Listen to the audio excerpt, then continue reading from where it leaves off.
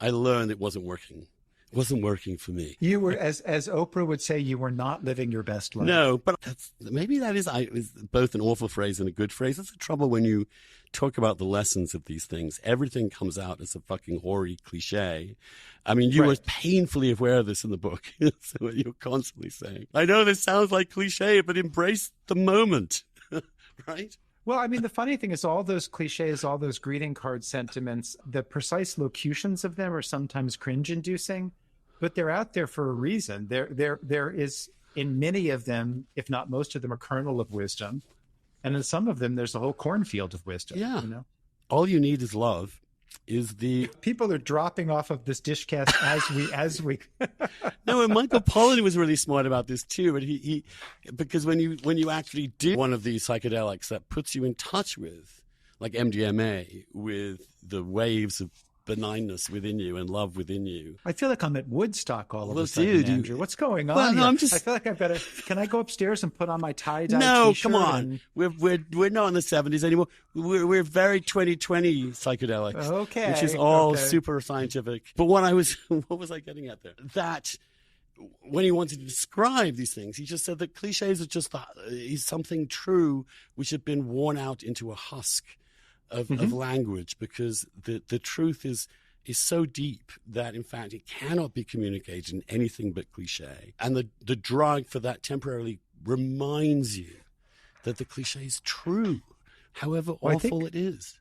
I think I say in the book, I can't remember, but you as you know, you've written books, like you end up having to kind of proof pages enough that at a certain point you almost feel like you've memorized your damn book, right? And I think I say in the book that cliches are kissing cousins with verities and down market analogs of insights, and I think that's right. Yeah. Speaking of which, here we go.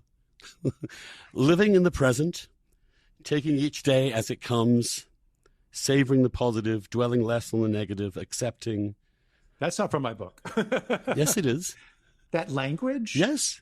Those phrases? Page 277. Let me find it. Oh, okay. I guess I didn't memorize it, even though I read the whole damn thing. Here we go. No. I don't mean to set you up this way, because, in fact, in the context, you're talking about these cliches, but you're also talking about their salience. Nonetheless, that they may be cliches, but they're also true.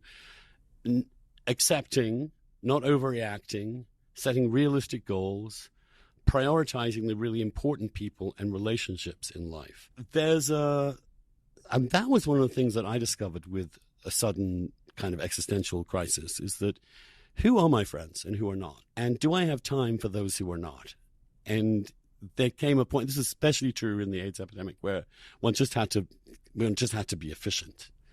And if someone didn't, if someone didn't. No, it's so true. It's just hearing efficient in the context of social life or even romantic life, very true and wise, but just sounds so cold. Yeah, well, the truth is cold sometimes, but it's true. And it's like, do I have time? Do I have time in my life right now, given I might not have much longer, to spend another afternoon trying to explain this to somebody who's never going to understand? Or do I just stick with the people who already understand?